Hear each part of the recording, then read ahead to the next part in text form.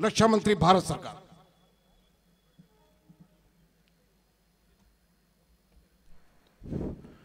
इस कार्यक्रम के सभापति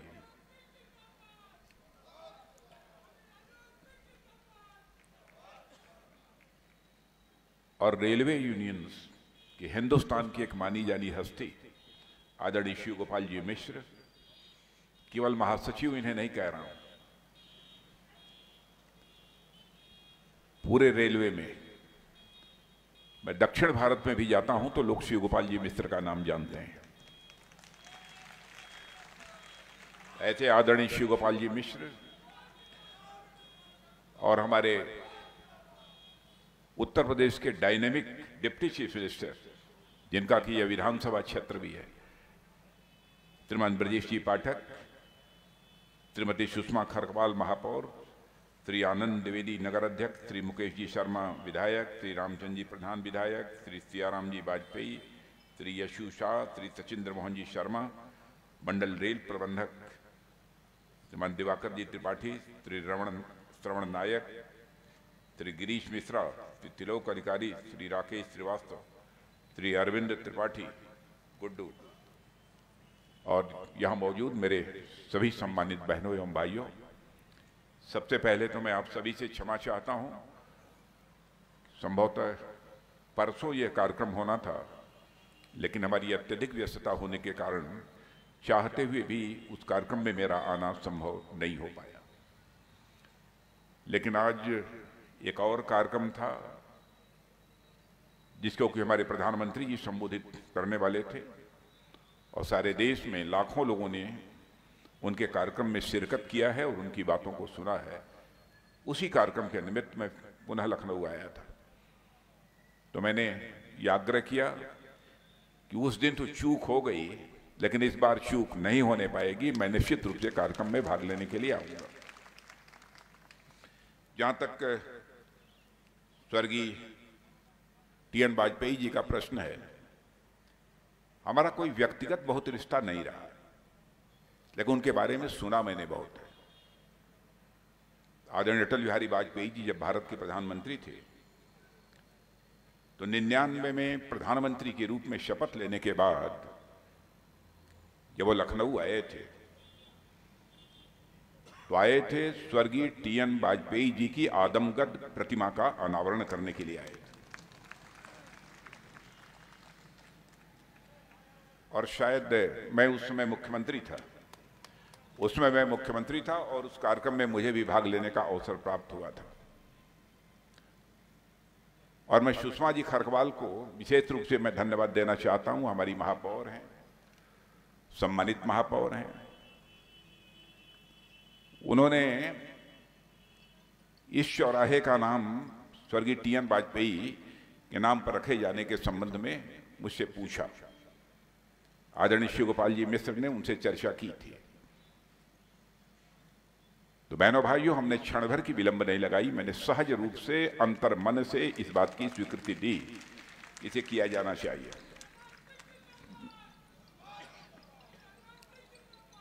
जहां तक स्वर्गीय टीएन वाजपेयी जी का प्रश्न है, हम सभी जानते हैं कि आदरणीय अटल बिहारी वाजपेयी जी के बहुत अभिन्न मित्रों में से वह थे।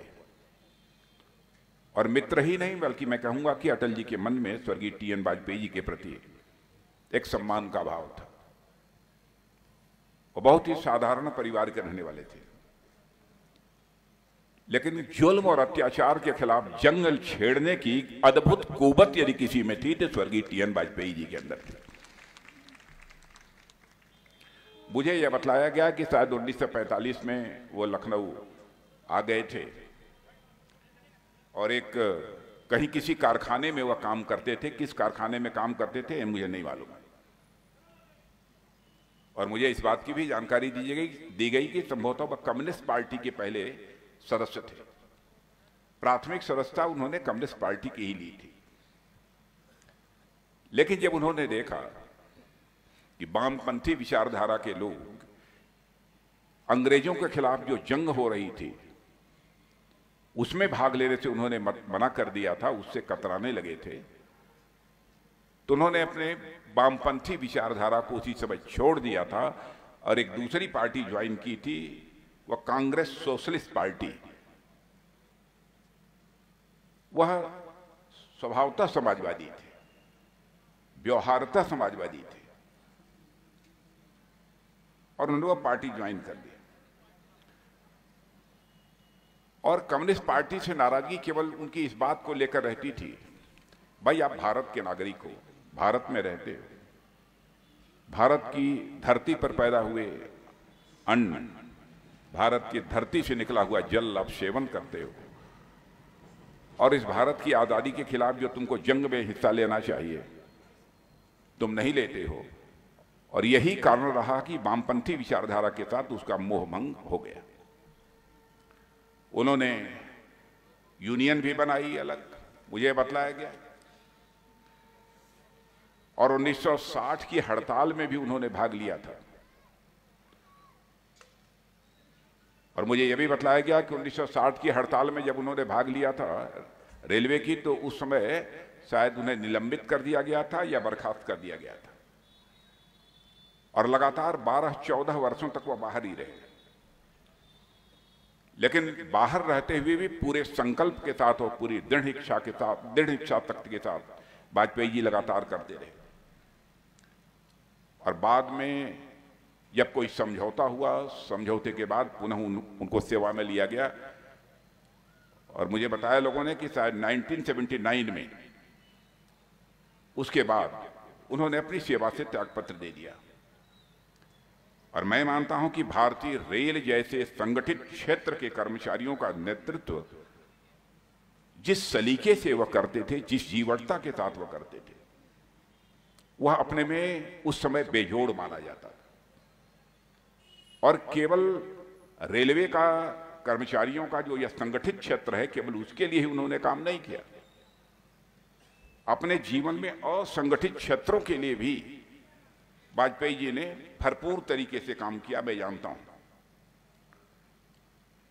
उन्होंने अलग से यूनियन बनाई, नॉर्दर्न रेलवे मेन यूनियन आज भी है, नॉर्दर्न रेलवे मेन्स यूनियन, और उसकी जिम्मेदारी इस समय आदरणीय शिव गोपाल जी मिश्र निभा रहे हैं। और मैं जानता हूं कि ये यूनियन बहुत ही मजबूत यूनियन है, बहुत ही ताकतवर यूनियन है, और वाजपेयी जी उसके बहुत ही प्रमुख नेता थे, शिखर के नेता थे। रहने वाले तो बगल के जिले हरदोई के थे, लेकिन सारी जिंदगी उन्होंने शायद लखनऊ में ही अपनी गुजारी थी। मित्रों, मैं यह मानता हूं कि इस धरती पर जो लोग पैदा होते हैं, कुछ लोग तो अपने लिए जीते हैं, कुछ लोग ऐसे होते हैं वो केवल अपनी सारी जिंदगी समाज के लिए ही जीते हैं। और स्वर्गीय टी.एन. वाजपेयी ऐसे ही कुछ लोगों में से।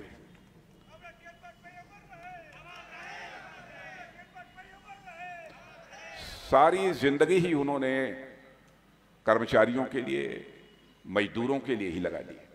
एक ऐसी शख्सियत थे। और आप ये देख रहे होंगे कि इस समय हमारी सरकार भी, चाहे समाज की अंतिम सीढ़ी पर बैठे रहने वाले लोग हों अथवा समाज के अति पिछड़े हुए लोग हों अथवा जिन्हें वंचित कहा जाए, यह सब सारे लोग हों, इनके लिए बहुत सारी योजनाएं हमारी सरकार ने लागू किया है। अब मैं बहुत विस्तार में जाकर उन सब सारी योजनाओं की मैं चर्चा करूंगा तो एक लंबा समय लगेगा, उसकी मैं यहां चर्चा नहीं करना चाहता। आपकी भी कुछ समस्याओं के बारे में आदरणीय शिव गोपाल जी मिश्र हमको समय समय पर बराबर हमसे चर्चा करते रहते हैं। आप लोगों को शायद उतना अनुमान नहीं होगा, आप लोग समझते होंगे अच्छे रिश्ते हैं, ऐसे ही जाते होंगे, मीठी मीठी बात करके चले आते होंगे। ये मीठी मीठी बात नहीं करते, कभी कभी बहुत कड़वी कड़वी बात भी करते हैं अपने कर्मचारियों को लेकर। समस्याएं हैं और मैं मानता हूं कि समस्याओं का कभी न कभी समाधान निकलना चाहिए, और मुझे उसमें जो मदद करनी होगी मैं अपनी तरफ से मदद करूंगा।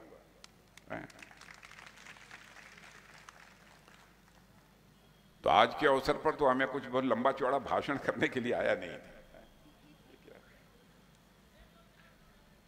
एक आप लोगों ने इसके नामकरण की बात कही है,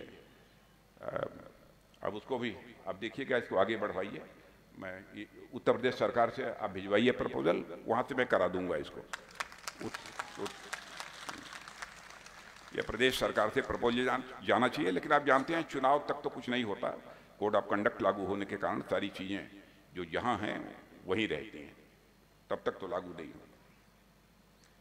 इस क्षेत्र के विकास के लिए भी बहुत सारे काम हुआ है, बहुत सारे काम हुए हैं। और अभी 11 मार्च को जाम की समस्या निजात दिलाने के लिए अवर चौराहे पर अंडरपास के निर्माण का शिलान्यास भी मैंने कर दिया है।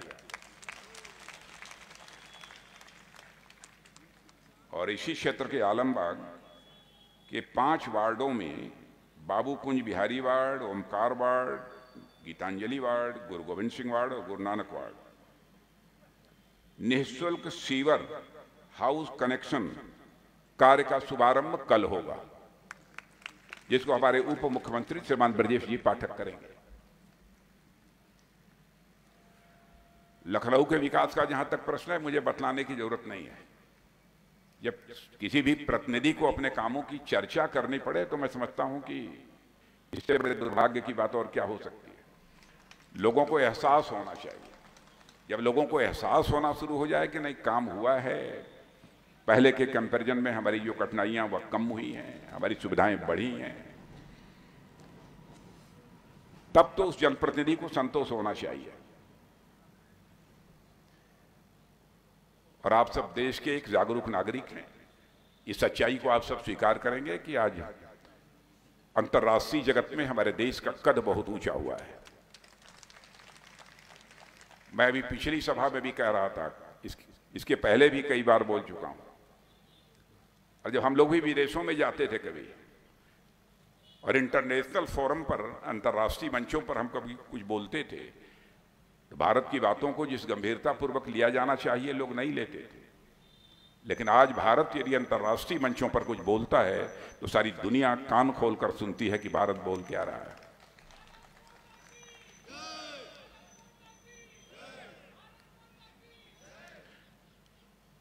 और यही हमारा भारत दुनिया के देशों में अर्थव्यवस्था के आकार, इकोनॉमी की साइज के मामले में जो 11वें स्थान पर था, वह जंप लेकर आज दुनिया के 5 देशों में आकर खड़ा हो गया है।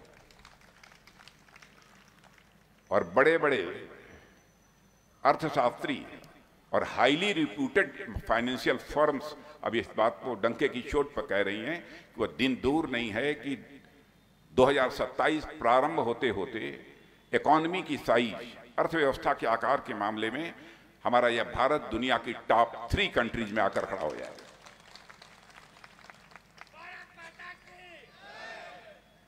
और बहनों भाइयों, मैं आपको विश्वास दिलाता हूं, वह दिन दूर नहीं है कि भारत आर्थिक दृष्टि से भी दुनिया का सुपर पावर कंट्री बनकर के इमर्ज करेगा, सुपर पावर कंट्री।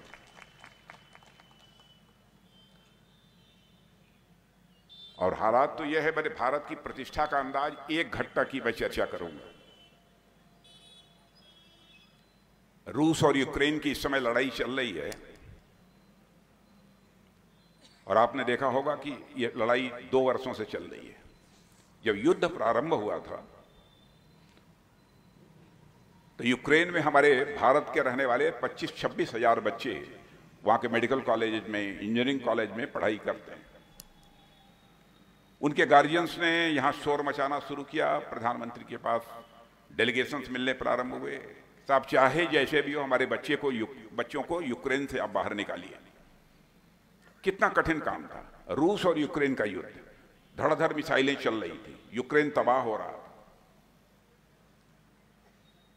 अमेरिका का भी किसी न किसी हद तक उसमें हस्तक्षेप था। जो दुनिया के किसी देश का कोई प्राइम मिनिस्टर काम नहीं कर पाया, प्रेसिडेंट काम नहीं कर पाया, प्राइम मिनिस्टर ने टेलीफोन उठाया, सीधे रूस के राष्ट्रपति मिस्टर पुतिन से बात की, यूक्रेन के राष्ट्रपति मिस्टर जेलेंस्की से बात की, और अमेरिका के राष्ट्रपति मिस्टर बाइडेन से बात की। और बहनों भाइयों, इससे बड़े गौरव की बात हम लोगों के लिए क्या हो सकती है कि हमारे प्राइम मिनिस्टर की अपील पर 4.5 घंटे के लिए युद्ध रुक गया और हमारे 22,500 बच्चे यूक्रेन से बाहर भारत चले आए। यह भारत की हैसियत सारी दुनिया में बनी है। यूनाइटेड नेशंस में, संयुक्त राष्ट्र संघ में भी पहले भारत जो बोलता था बस वैसे ही आई गई बातें हो जाती थी। आज तो अंतर्राष्ट्रीय योगा दिवस का प्रस्ताव यदि हमारे प्राइम मिनिस्टर संयुक्त राष्ट्र संघ में प्रस्तुत करते हैं तो दुनिया के 172 देश तालियां बजाकर उसका स्वागत करते हैं। और आज हमारा योगा तो सारी दुनिया के हर देश में हो रहा है। मैंने कुछ घटनाओं की चर्चा की, वैसे बहुत सारी घटनाएं हैं, लंबा समय लगेगा क्योंकि हमारी शाम को एक मीटिंग भी है, मुझे लखनऊ भी जाना है, लेकिन दिल्ली भी जाना है, इसलिए मैं बहुत लंबी चर्चा नहीं करूंगा। मैं तो यहाँ बस केवल स्वर्गीय टी.एन. वाजपेयी जी को अपनी हृदय से श्रद्धांजलि अर्पित करने के लिए आया था। मैं उन्हें अपनी श्रद्धांजलि अर्पित करता हूँ और इस उत्तम कार्य के लिए, श्रेष्ठ कार्य के लिए मैं यहाँ की महापौर श्रीमती सुषमा खरकवाल जी को एक बार मैं फिर से धन्यवाद देते हुए अपना निवेदन समाप्त करता हूँ। आप सबको बहुत बहुत धन्यवाद। सर